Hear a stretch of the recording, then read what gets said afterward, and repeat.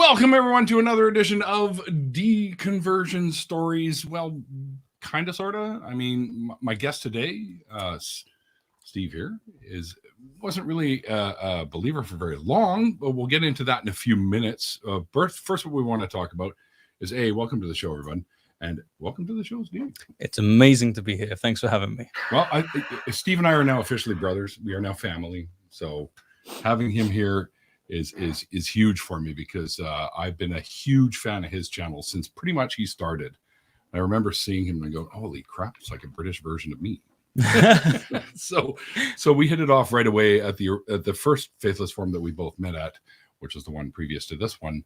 And it's been pretty gold since then. But what we're going to talk about today is we are going to talk a little bit about Faithless Forum. So let's get into that right away.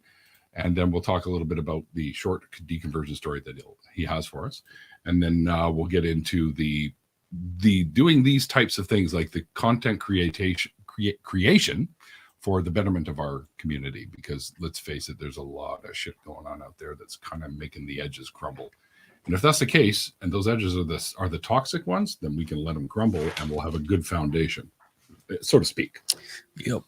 Right. So what'd you think of it this weekend? It was fucking amazing. In my opinion. Yeah, agreed. Faithless Forum was absolutely phenomenal. Just meeting a wide diversity of people and content creators, giving you chances for networking, but also for just hearing stories from people, how you may have impacted them, learning just who they are and how you can help them, what things people are struggling with, and just a phenomenal experience. Just when you do stuff on the internet, you can, I think it can become quite isolated, and you can almost not believe that even though you get views or whatnot, you can't really fathom the fact that you make impact and that you're part of something great with a lot of people. Yeah. And then when you meet people in real life at places like Faithless Forum, it just becomes real and you become invigorated. And you're just like, yeah, let's hit the floor running. Yeah. Like I'm leaving here with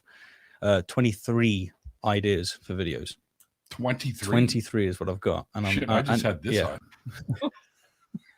Well, let's go through a quick list of your ideas, and I'm not writing any of this down.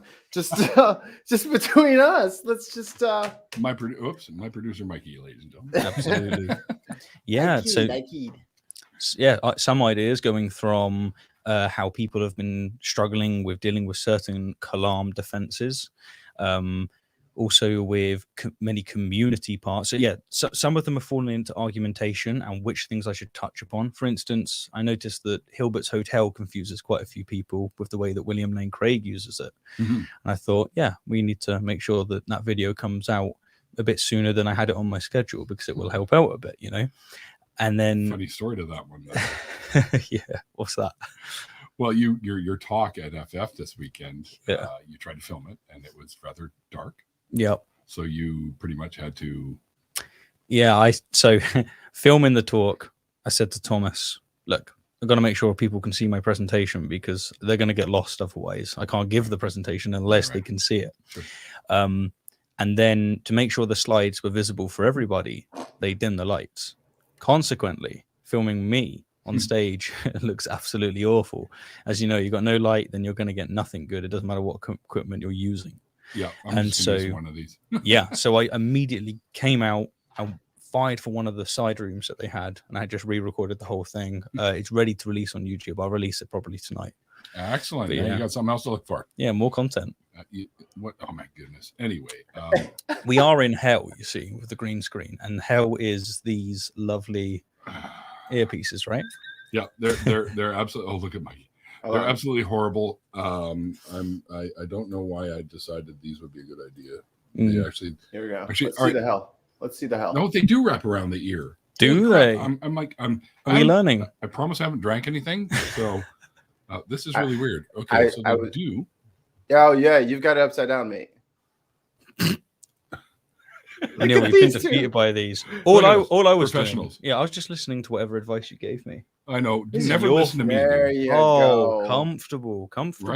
Right. That's better. I was about to say, don't they hook on the anyway? I'm just there you go. Hey, I'm just a producer. Listen to me, you stupid bastard. Okay, they're still popping out. Fuck. Oh, someone said that hell is a front row ticket to a Hoven debate. That's true. Pretty much. That was Nick Nixer, you meant. Yep. Very true. Okay, where the hell was I? Oh yeah. Okay, so basically, I think the overall appeal, or not appeal, but the overall what's the word I'm looking for here? Fuck. You see, hang on. The overall opinion, I guess, of the weekend was phenomenal. Yes. I mean, there were so many people there, and everyone was saying it was so fun. Yeah. And it was such a great time. And we, the atheist inner circle, hanging out afterwards at like Thomas's place or Eric's place with Aaron doing the, you guys probably saw Aaron released a video earlier today of all of us taking the 7 million on the Scoville scale drops of hot sauce on our pizza last night, or no, night before last, or was it last night? It's all a blur. It's a blur. It's a blur at this point. But I have a question real quick. Yeah. Is there a reason why Aaron's trying to one by one eliminate all other atheist content creators? Can we talk about this? It's evolution by natural selection. It's got to be evolution. Is that what he's just weeding? He's culling the herd. He's like, "Oh, you're an atheist. Take this drop on your tongue, my son," and then you just burn them into your background. He's been doing all this studying of evolution, and he's decided to himself, if I can control the ecosystem, it's spice that controls the galaxy. Yeah, that's right. It is hot. Yes, but anyways, that was a good film. Thank you. I was like, shit. Did the Dune joke land? All right. We should have just left it, and then you'd be like, let's go. I would have left. I would have went home. Anyway, so I think the whole weekend was great, and I think you did phenomenal. I had a lot of fun being on the panel. Yeah, you good. And thanks. Yeah. I people keep telling me that I thought I looked like a dick, but stop underestimating yourself. I can say this here. Neil is the real deal. He is such a wonderful human being. You're just a joy to be around. And look, I'm never saying it again, but okay, well done. You're good. Okay. It's just going to be ribbing from now on. Yeah. Well, they've been actually funny story for today, and then we'll get into the actual deconversion story and whatnot. Everywhere I went today, anything I ordered, didn't matter what it was, they were out of it, or the machines were broken, or what the hell else was the other one? Or their till wasn't working, so we couldn't actually buy anything. So I was Charlie Brown today, basically, in a nutshell. It was at least 6 times when Neil went to get something and it just wouldn't occur. Nope. And that's after you've had to deal with me and a couple of others putting your stickers everywhere in the Austin hotel, including like 15 feet on the roof of the lifts. I get on the elevator to go to the 21st floor because that's the one they put me on. And I look up and I go, holy fucking shit, you weren't lying. I'm like, no way. There it was right on the top. But apparently you had help from Thomas. Yeah, there was a little bit of help. I'm like, you don't have spring-loaded legs like that. No, I'm average height in the UK, but in the US, I'm short. Yeah. So Thomas had to do the whole Spider-Man poses, you put it, and then get you up there to put the sticker on the ceiling. And then they hid them all over the place, like behind paintings and stuff. So we're joking around saying that the cleaning ladies were going to be finding these things for months going, oh no, it's Diablo 604. So it's like they're going to have my sticker on the wanted poster saying, do not let this fucking guy back into the Hilton. Absolutely. Josh, and IQ and tons of mice, get on it. Diablo 604, get to work. Yeah, that should be a new username. Yeah. And speaking of 604, we have a super chat from Jonathan. Hello, Dishonesty. Do I get inducted into the inner circle? Dude, you should have called yourself 1550 or something. You get higher super chats. Oh, Neil the 99999. My new name is Neil the 6004. No, I'm kidding. It's just 604. That's the area code where I live, for any of you who didn't know that. But anyways, so let's talk a little bit now that we covered the Faithless Forum. Oh, by the way, guys, I had the privilege to use the Holy Kool-Aid studio. So what you're seeing right here is we're at Thomas's place, and this is his studio. Yep. It's amazing. Like this, I wish I could show you guys the setup, but it's amazing in here. And I got to know how many of you people other than Steven here, because he's doing it now. And I took the bed, we arm wrestled, I won, I threw him out the windows. Yeah. I got to sleep in Holy Kool-Aid's studio, which is cool. really cool. It's a beautiful setup here. He's got stream decks everywhere and professional microphones like this here, so I can scratch them and you guys can get a little ASMR going on. No, I'm just kidding. But anyway, yeah, so that was really cool. So thank you, Thomas. Thank you, Thomas, for letting me borrow your studio and running around like a madman setting it up too. That was pretty fucking cool. But anyways, so tell us a little bit about, because you told me, before we did this, that fucking things popping out of my ears left, right, and center. That is what I said. Yeah. That you really weren't all that religious, but you're, like around 8 or so. Yeah, so like Blaise Pascal in his Pensies, right, which is where we get Pascal's wager. He writes in there that if you are so made as not to believe. Christopher Hitchens mentioned this a while back in relation to himself, and I really do feel this as well. I am so made as not to believe. I've never really found theism that convincing at all. Right. And I've had like differences in credence as I've learned more and more philosophy, and it went up and then down and up and down. And now it's about as low as it's ever been. But yeah, even when I was very, very young, no, it wasn't making much sense to me. I could see the contradictions, specifically in relation to the problem of evil. Sure.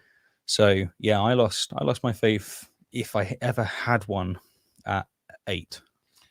I was similar, but as you know, I grew up in the Jewish faith, and all the questions I was asking at like Hebrew school and stuff like that, they were, I didn't hear corns. I'm just kidding. I had questions that the Hebrew school teachers couldn't answer, so I spent a lot of time in the hallway because I was a bad boy. But there was a girl that was at the Hebrew school back then that kind of liked the fact that I get kicked out into the. Oh, there we go. There's a coins. Kind of like the fact that I get kicked out in the hallway because she could come out of her class and come and hang out with me. I think she had a little bit of a crush on me, but humble brag. Right. Yeah, kind of. But I haven't seen her in probably 40 fucking years. So. Oh, sour bite to win the meal. I know. I've never heard that. That's great.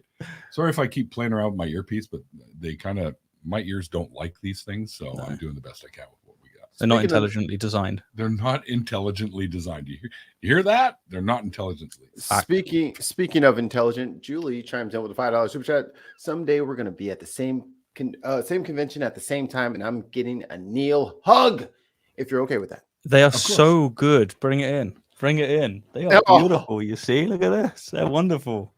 They're worth any trip to any location. Of course, Julie, I am a hugger, as Stephen here can attest. He knows. Same with everyone else here, like Eric and V and Rudy B, who's here as well with her partner, now I guess husband. Yeah, they're now married to married Nathan. And all the crew here, they'll all tell you that I give pretty good hugs. Bah humbug. Oh, not according to native atheists for $5 says bah humbug. No, it's bah hum-hug. He's sharp like a marble. Mm-hmm. All right, so you kind of lost or never really truly believed, but you kind of went along with it. I'm gathering, like if you guys ever went to church or whatnot. I didn't really get the opportunity to think about it at the beginning. So unfortunately, I came from a bit of a rough up background. I was bouncing around in unofficial foster care. I was actually just more concerned about eating and things like that, right? Makes sense, yeah. But I was always really interested in why we are here. Because it is crazy, isn't it? Like, look at what we're doing here. We exist, and like the complexity of us, and just the complexity of everything that we see. It's just, I don't know how someone can't like sit back and think, what's going on here? Like this, there's something to figure out. Yeah. And so I was always wired that way. And when I got a bit more time to reflect on it, I started thinking, well, what are my elders telling me? What are people confident on? What is the narrative that's sold to us? People you trust. People I trust, yeah, absolutely. And the narrative that was being sold to me was Christianity, at least from UK's version, which is a bit more loose and whatnot than US. I don't know if it's looser than Canada, but trust me, we have areas that you think, holy fuck, am I in Texas? Yeah. But it's not quite as strangling as it is here. Got you. And I was just raising issues related to the problem of evil. So, for instance, I had a sister that died. So I said sorry to hear it. I said to the vicar, "Hey, why did my sister die? Like, what's the reason for this? How do you make sense of this?" Right, Because I was starting to think in some naturalistic ways, and I was thinking, well, there's just no problem of evil under naturalism. You expect to see this stuff, and that's why it's up to us to be able to do our best to put things right. Yeah. And the answers that he gave was one of the many theodicies that people will offer. And I don't think any theodicy works. I think they're all crap. And you're preaching to the choir, brother. Yeah. And I realized they don't have a good answer for it. So what I did is I pressed him on it. I was like, I don't understand it. It's a bit like if I didn't understand a mathematical question or something pertaining to science. Sure. Normally, what would happen is they would go, okay, let's talk about it again. But instead, I offended him and I got in trouble. I was like, oh, okay, that didn't work very well. So I started asking more people. And I just realized he didn't have the answer. And I think he felt that his role is to be able to have these answers. Oh, so he's and that notion. And I've also found as I've got older that some theists think that they can answer the problem of evil with their theodicy. Right. And they think they've got the answer just as anyone would think they have the answer in any kind of field. Right. And so they're not all that interested in having a conversation with someone that they think just doesn't understand it. He gave it a good go, and other people gave a better go than him. But ultimately, I just thought, no, the problem of evil is a really strong reductio against a God that is all powerful and all loving. Sure. And that hit me out of, say, that traditional classical view. And then I was thinking, well, Christianity, Islam, Judaism, they fall into this purview. Am I going to be a deist? And I was a deist for a very small amount of time. I was thinking, well, again, I was looking at us. We're so complex. And I was thinking, something's got to be going on here. But it's not those stories. Right. And then about a week later, I discovered evolution by natural selection. And you were a deist for a week. Yeah, my entire world just completely started making sense. Right. Because so many of the questions that you can have that relate and pertain to existential interest, they're answered by Chucky D. Charles Darwin is just something else. Is he opening up a pizza place? He should be. Yeah, I would be in there. I went straight to Chuck D from Public Enemy. I'm like, I was thinking that too. Chuck D. But he threw the E in, so it was like Chucky D. Never mind. Chucky D's. Yeah, it does actually sound good. I'd eat that. Ocean Kelthor says his story is oddly enough a bit of a reverse of this. I'll have to talk of Ocean at some point. I've watched much of his content. Ocean's a great guy. Absolutely brilliant guy. Yeah, I spent time with Ocean 2 years ago, and it was great. I hope you're doing well, Ocean. Yeah, me too, brother. He actually had somebody at Faithless Forum buy a beer for me at the after party. So, beautiful. Yeah. Well, so thank you, sir. This isn't beer. We went to Torchy's, so we're having some tacos and burritos. What's Torchy's, Precious? Tacos. Here, see, I'll put it up on the camera right there. Torchy's tacos. They're delicious. Oh, wait, what do you mean delicious? They are delicious. You mean like 3,000 on the Scoville, 3 billion on the Scoville? No. I don't trust y'all anymore. No. They do have a hot sauce. It's called the Diablo sauce. It's only ranked at 4 jalapenos. I think it was on their scale. Yeah. But anyway, after that 7,000 that Aaron was having, 7 million. 7 million. Sorry, yeah, that was hot. Hot is an understatement. A little bit. Like fire looks at that shit and goes, "Fuck no." No one enjoys it. There's no way that Aaron enjoys it. He's just a maniac.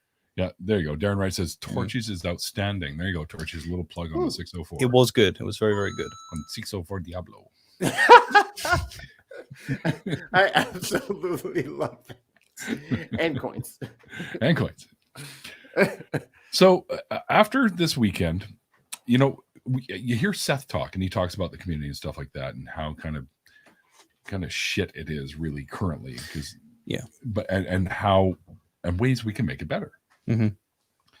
So do you think that this kind of content, like content where you see people like you and me having these kinds of conversations and talking about it openly, because I don't think we should hide. I don't think we should really hide about this. We need to talk about the issues because we need to make the community better. Yeah. I think the community, from what I learned from this weekend, is that the community is moving in the right direction, at least as far as I can see. So for context, Seth, one of the things he brought up was he shared on Facebook vampire tea bags. It was basically taking the mick out of, it was making a vampire joke relating to periods. Yes.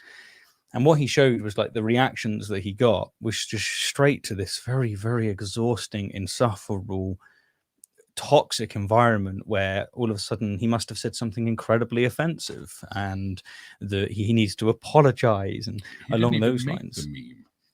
Didn't even make the meme, he shared it. But that makes him complete, basically it was this idea that people can go really quite too far and not be able to just recognize that people sometimes are making jokes, sometimes they just don't understand something or some context or whatnot.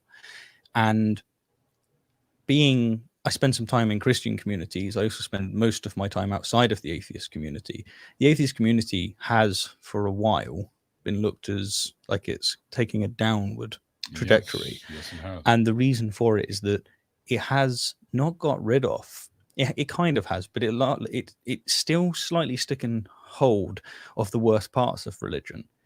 When I was younger, I thought, if someone believes something that I don't, then I'm going to want to change their mind. And like, that's what's wrong. The real thing that's wrong is that they're wrong. Right. And I've realized that's just not the case. Not the case. I don't need people to believe the same things that I believe. Ocean's a perfect example of that. Yeah, Ocean is a very good example of this. I don't need people to believe the same thing I believe. Right. It's only when their beliefs are harmful that I need to try and get involved. That's where we kind of try to go to town with. Yeah, and the worst thing about religion it is the dogma. It's the tribalism. It's the unwillingness to have a conversation. It's the unwillingness to allow for variant views on major topics. And these as long as those views aren't harmful. Yeah, but then this is the problem. Like, you can apply rhetoric to apply that someone's views are harmful, because you could say Seth shared that joke and actually that is harmful. That can hurt people that have issues with trauma with having periods and along those lines. I get that. Then there may be a handful of people like that. Yes. And it's like, what do you want to do in cultivating an environment, a community? Do you want to make it so that everyone doesn't actually express what they believe, which means they can't be corrected with good knowledge, and it makes your community look like you're just as bad as the religious, if not worse, or not? Yeah. And Ocean made a good point. Latent Christianity can be quite harmful. If I can throw in one thing, like, I think the seeds of what you guys are talking about were already planted, but then as soon as the pandemic hit, and I don't know about all of you guys, but like, even my little baby podcast, we had a lot more views during those first couple of weeks of lockdown because everyone was trapped inside. So now we have not just the normal population of people here. Now there's all these extra people that are just streaming in, and people don't know how long everybody has been there. So someone's coming in with radical outside ideas that aren't necessarily bad, but they don't know what happened last week. So now there's a whole bunch of new people who don't know the culture. And you get a lot of misunderstandings. People who come with their own baggage. And like, I remember there being some internet atheist drama, but 2020 kind of like, it was just an eruption. It was just an eruption because everyone was sitting at home on their computer or on their phone. And it just, the rumor mill got insane. Yeah, it really did. It's too bad too, because I thought before all of that, I thought we had a good thing going pretty much. Why I chose to do this is so that I could have atheists meet other atheists, because normally I do after parties after this. Of course, being here in Texas, I don't really have the time to do it. Like, we have stuff that was scheduled. So I did the what was it, a 45-minute long interview with Atheist Junior at the hotel. Yeah, it was awesome. And he's great, by the way. If you don't know who he is, definitely check out his channel. I'm pretty sure you know who he is. But anyways, yeah, Atheist Junior is great. And he actually hit 2,000 subs over the weekend, I think. What? Anyway, so I think the level up. Come on. Yeah, come on. That's a level. Final Fantasy, Neil? Exposed yourself, Neil. You exposed yourself. I'm old, and now that I think about it, I do remember that, but I'm old. You should have done a Yu-Gi-Oh one, Mikey. Then you would have got it. Summon blue eyes, wet dragon. So, anyway, I just think that the reason I chose to do these is A, to share the stories because I think they need to be heard. Mhm. And second, to build community, to have people in these after parties, Yeah. To meet each other. Mhm. And I'm pretty sure for the most part, it's been working pretty good. But I think these little pitfalls that we've been hitting with the toxic elements of our community that seem to be coming out of the fucking woodwork these days, they do us no good. So what do you think is a solution for handling these kinds of things? Whenever somebody can't have a conversation, even if it's a really serious conversation, you need to start recognizing it. And we can't apply rhetoric and sophistry and take everything to level 10 and start demonizing people, because what Seth said on stage is true of many people. He was transphobic. He was racist. He was incredibly bigoted to anyone that wasn't of his faith. And look at him. He's an incredible human being. Oh, yeah. Like, how do you make progress with someone like that? Where you have conversations, you have an open platform, you don't demonize him all the time. Now, that doesn't mean that you shouldn't demonize, well, you shouldn't, go hard on some people, Tucker Carlson as an example, right? I get it. It's just, if you're in a community and you find that, I don't know, someone doesn't accept gender binary, someone sticks to gender binary and doesn't understand, like, you just have, you need an open environment to be able to have a conversation, to change their mind. And you know what? They might not get it at first. Sure. That's okay. You want it so that when we go to it, absolutely. Yeah. You want it so that when you're at atheist events, you've got Republicans, not just Democrats. Yeah.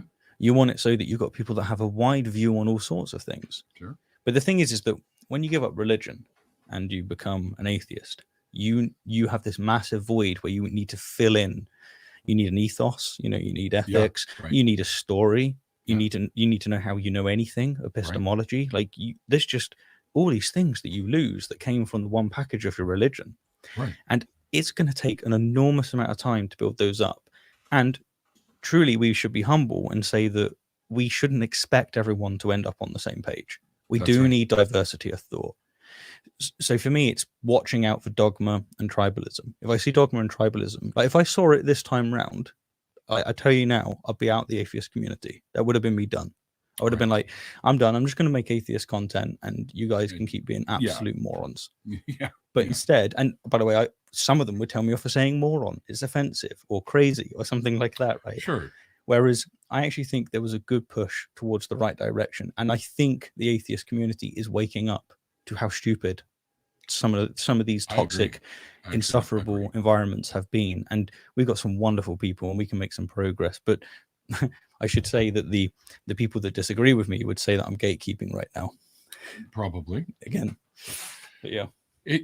Well, the old adage is true. You can't please 100% of the people 100% of the time. And I added on to that for myself, so I don't try. What I do try to do is please the people that actually know what I'm about, because I don't think I'm a bad human being. I don't really think I have too many harmful thoughts, we'll say, about things. I think pretty good about, I try to be as open as and accepting and as not so much professional, but you understand, like I try to be the best version of myself. And I always try to encourage that to other people. No, you set a good standard. Well, thank you. I appreciate that. No, you do. Speaking of which, Darren Wright in the chat says, Neil, you gave me, a nobody, an opportunity to tell my deconversion story. I am forever grateful to you for that. And I love what you do. Thank you, Darren. And I had a great time with you, by the way. And the after party was a lot of fun, too. I mean, I want to actually kind of focus on that sort of thing, too. I think these after parties is a great way to have people introduced to, the people that you and I know in there. Because a lot of the, for lack of a better term, bigger YouTubers do pop in and out, right? And you're going to jump in one of them eventually, when we're all said and done, because we couldn't have one for you today. Oh, hit me up. We'll do it. Of course. Yeah. And I think I'm so tongue tied right now because there's like 100 gazillion things that want to come out of my mouth at the same time. Reverse alphabetical order. Go. Yeah. I just think you have to be aware of the toxicity. And I say, call them the fuck out. Yeah. expose them and say, listen, if this is really what you think, sure, you and I share the atheism, but you're a douche otherwise. Yeah. Exactly. And like, if they're being toxic in some ways because it's something that they've experienced, it's like a backlash effect or something, then if you can, just approach it with as much heart as you can, because I understand that some people have suffered some things that I haven't. Yes. And so they're not going to be able to approach it the way that I do by virtue of that. And they're going to know more about the subject than me, at least in terms of experience. Of course. And so, yeah, it's this careful balance of things. And I don't think you can really think that you can't interact with someone without running the chance of offending them. Right. And one of the things we've mocked about religion for a long time is offense. Offense shouldn't be something that stops conversations. Right. I agree. And we have lots of people that are, willing to have conversations. That's brilliant. But we need to have them. Yeah. And I think things are moving in the right way, personally. I've been really impressed with this event. It's been great. Yeah, actually, this event really demonstrated that. And hang on one sec, Mikey. Yep. You can't have conversations even if you're like having a little bit of a tiff on, let's say, Twitter. You can't just like talk to the person. You can go off of Twitter, talk to them in DMs, try to find some sort of reasonable ground, or similar, or you know what I mean? Like try to figure something out. You may not agree completely on everything, and that's fine. You don't have to. But I'm not out here to offend people. And if I do, I want to know. Like if I said something that bothered you, please tell me. And I'll say, okay, well, why did that bother you? And then if you explain to me why, I'll say, well, shit, I'm really sorry. That wasn't my intent, et cetera, et cetera. Yeah. But don't block and then cut off communication, because cutting off communication is the fucking worst thing you can do. Yeah. You're going to leave them to their echo chamber, and it's going to get worse. Exactly. But I can see Ocean said, giving validity to arguments from experience, sound the alarm. But we agree with that, Ocean. Yeah, like the clarity to it would be like, if you're talking about what it means to be a trans person, then a trans person is going to have something that's obviously very valuable that I don't. Whereas, yeah. So, yeah. Exactly. So these conversations need to happen. Sorry, Mikey. 2 things. 3 things. Julie says, Neil is the reason I'm an activist. In your face, Neil. Take that. Take that heart right to your face. To your face, Neil. Take it now. So I'm hiring a new producer.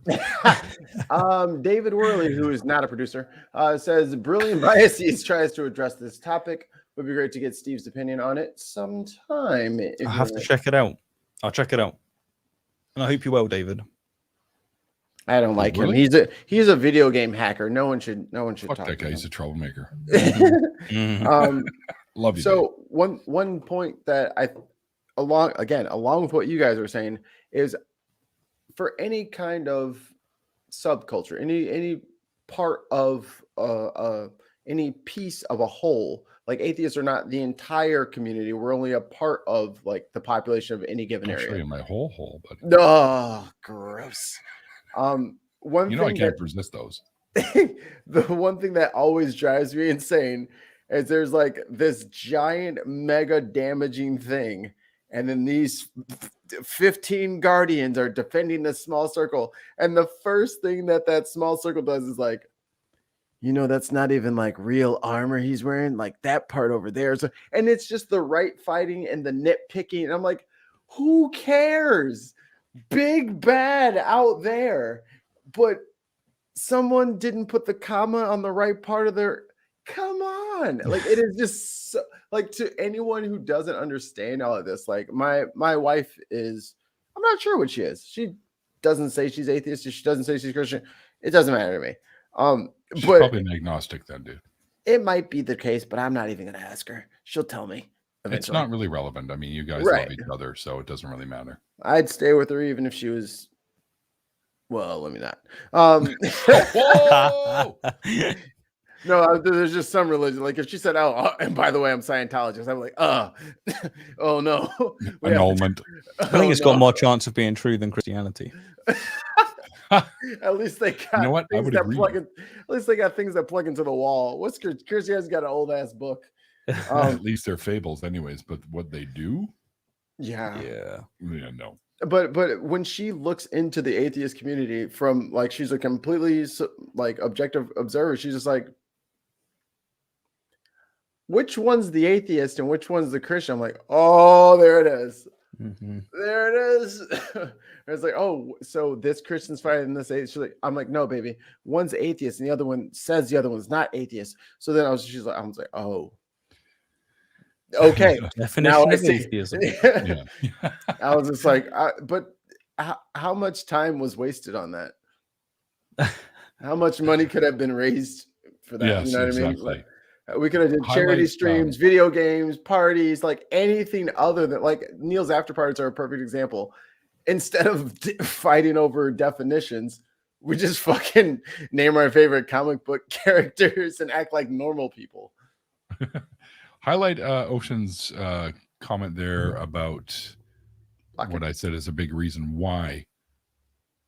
Oh, gotcha. Yeah, there you go. So, which, yeah, if nothing else, difficult conversations are far more fun when you have them versus when you don't have them.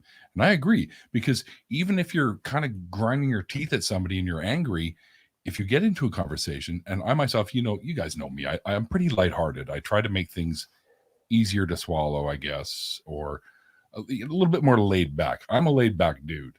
And yeah, dude.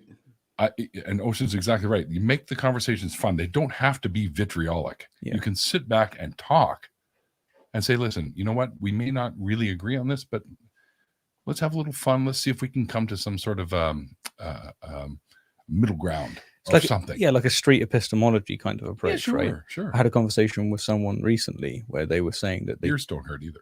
No, they don't. They were saying that they don't think, that trans women are women.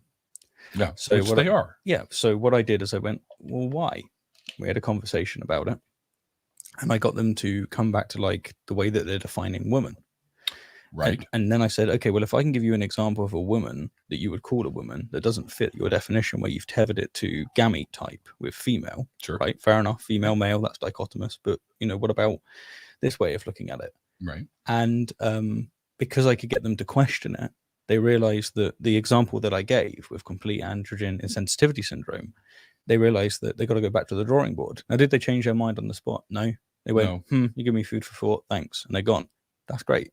That's what you want. Because had a conversation. Curious. Yeah. And they're going to look into it. Yeah, because they're going to want to be right at least. So they're going to want to come back and go, what about this? I said it earlier today. Yeah. The best thing about being proven wrong, you're no longer wrong. Yeah, definitely. But sometimes it takes a little effort to put into that becoming on the right side or something along those lines. You know what I mean? So, yeah, I mean, the information is out there. The internet is useful, people. You don't have to look at the first fucking 5 things that pop up. Actually, look for papers on this stuff. Look for the real information. Don't just do it. Some fucking whack job website that's going to tell you everything you want to hear. Yeah. Try to steelman your position. Get out there and look and see the opposite of what you think, and look if there's any validity to it. It helps. I had to do it before.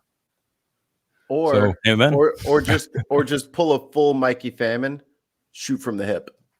Shoot from the hip. Just shoot from the hip and deny if you're wrong. No, I'm just kidding. Like it's like I'm sorry, all of you atheist internet loving fools. It's okay to be wrong about some things, even if it has nothing to do with atheism.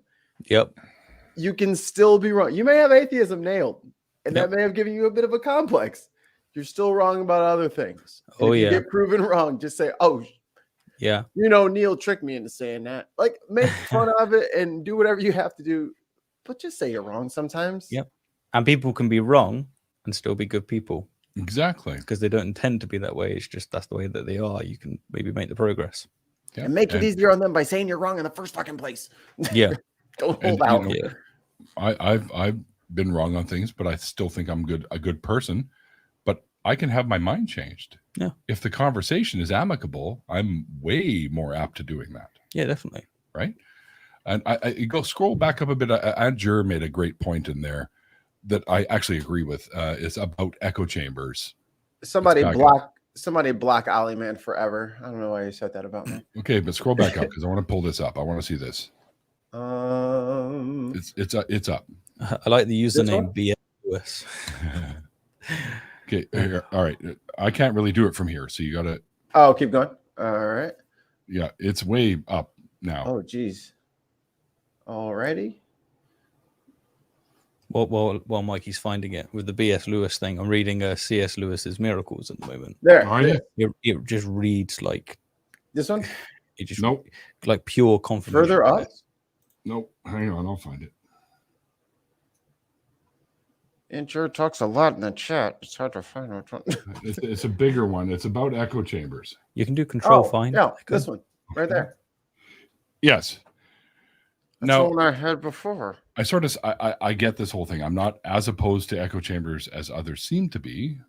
There are certain viewpoints I don't need to consider, which is right.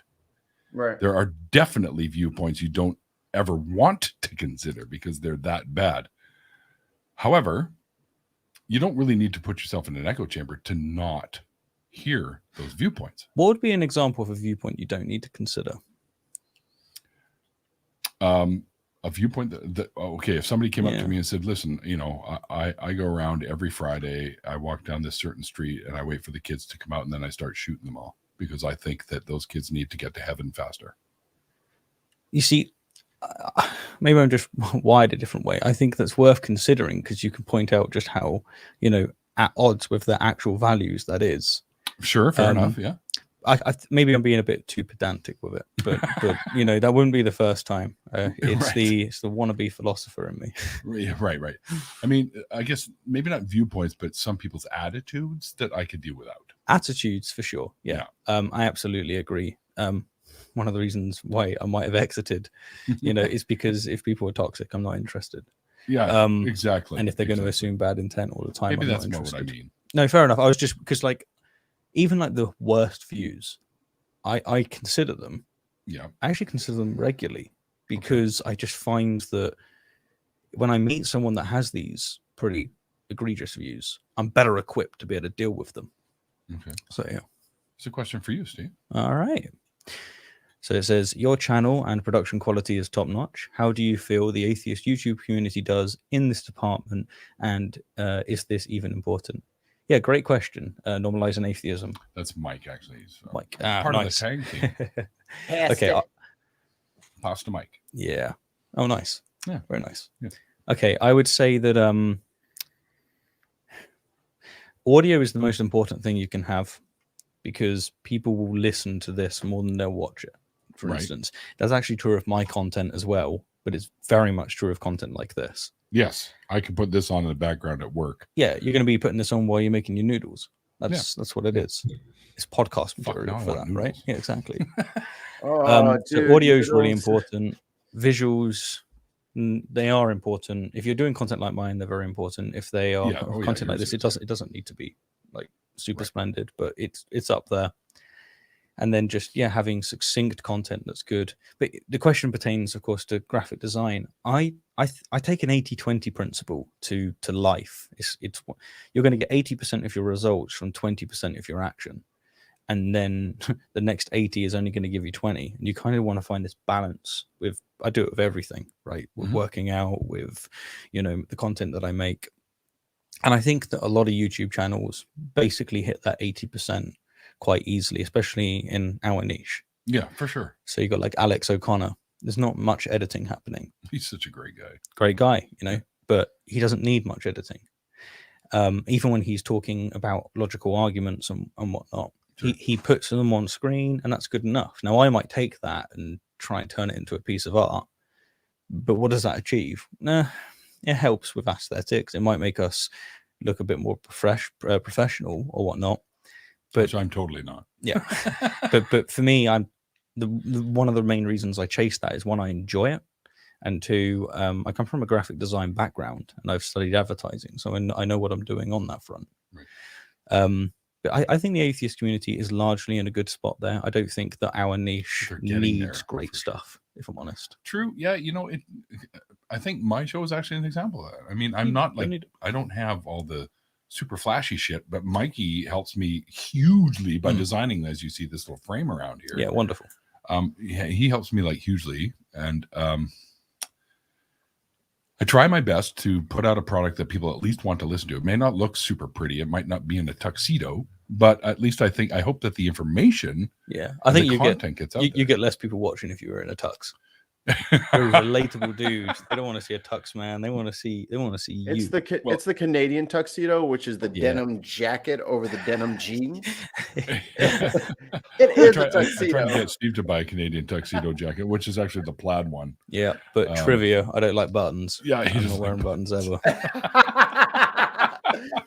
I'll try to find you a zip-up version. Yeah, give me a zip version. Okay. When you come to BC, when we finally get you out to Vancouver, Yeah, I'm going to take you Canadian clothes shopping. as long as there's no buttons. No, I will find everything with zippers or Velcro. I'd sooner fight a bear before I wear buttons. Okay. We talked about that too the other day.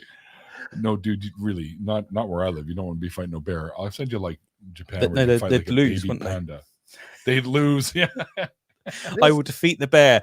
I calmly educate them with rationality and logic and reason, and then I'm going to heaven, baby, because that's gonna not go well. You better. I'm about to say you better hope they eat your feet first. Yeah. Oh, here we go from Julie Wineries. Hi, Julie. Hey, Julie. And I'm glad that I was part of your inspiration for becoming a activist. By the way, so Rationality Rules. What made you want to come to Faithless Forum this year? Just curious because you've come a long way. I bribed him.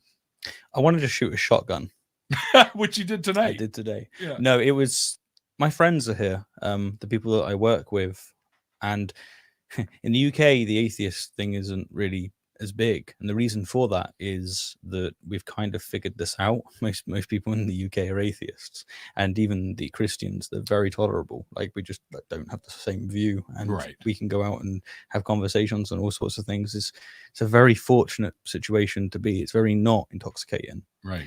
But my content's watched by people in the US, and I connect with the US wonderfully, and I just for sure. And also my friends are here, the people that are in the same niche, the people that I admire, and it's just good to get here and to meet people and to see that, you know, I may have helped a couple of people and see people that have helped me.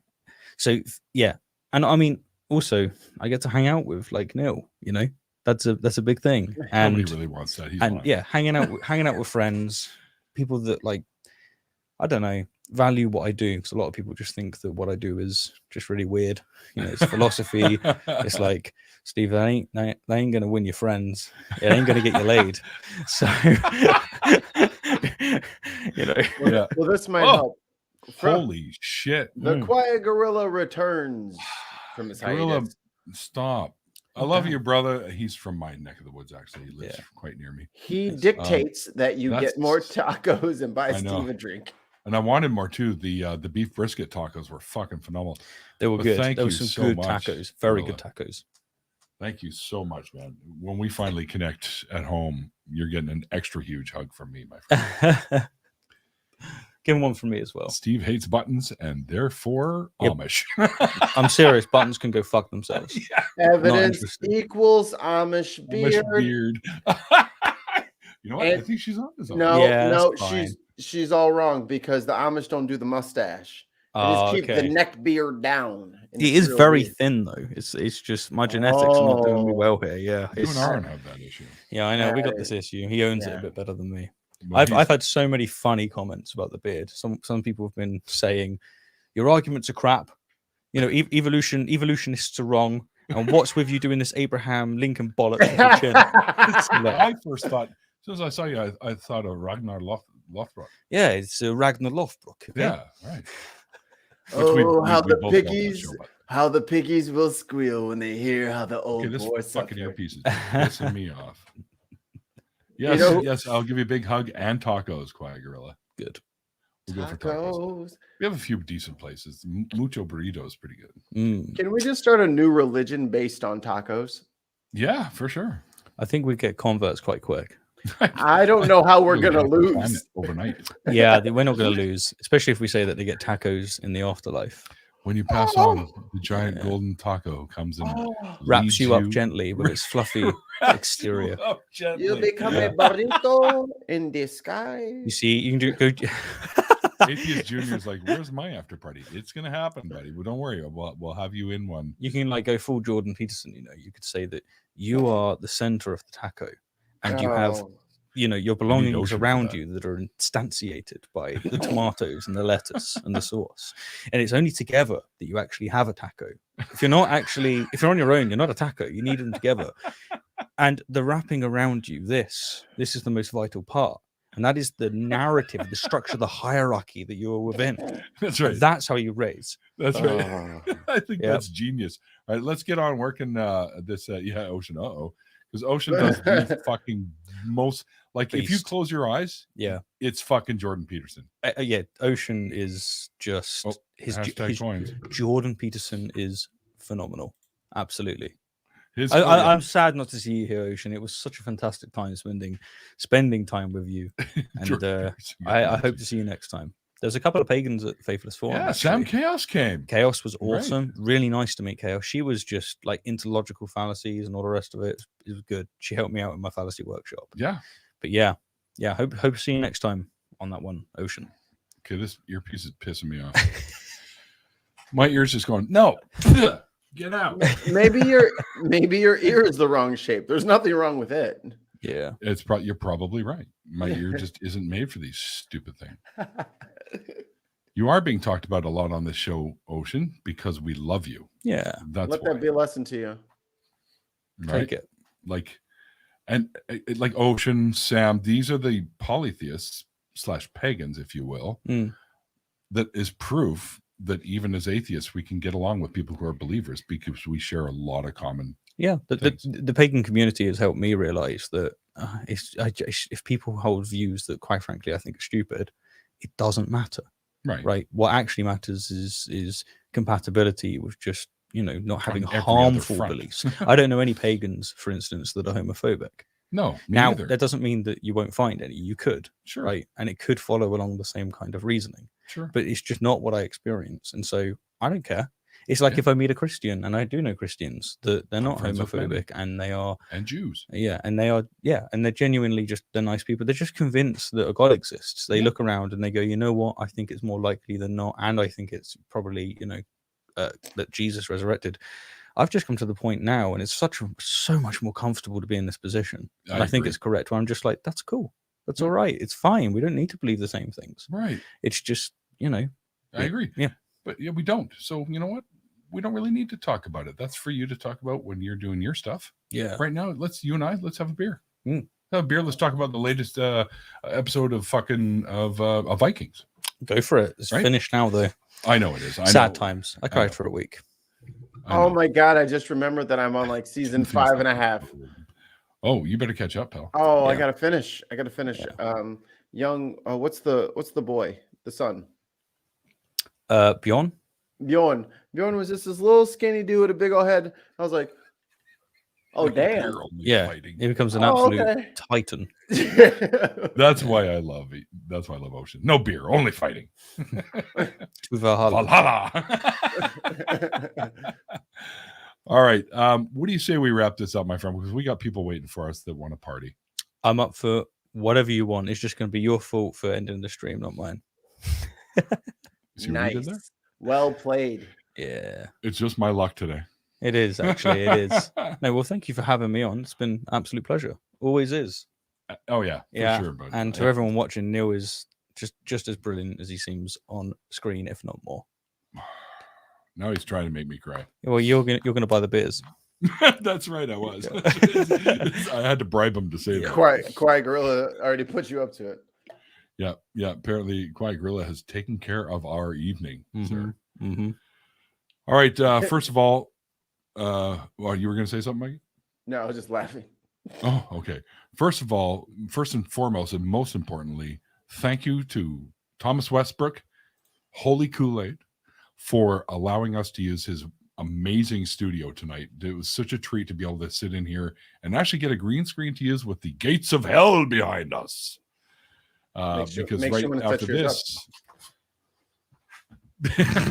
Oh, I'm picking up hell. Magic. I'm so strong.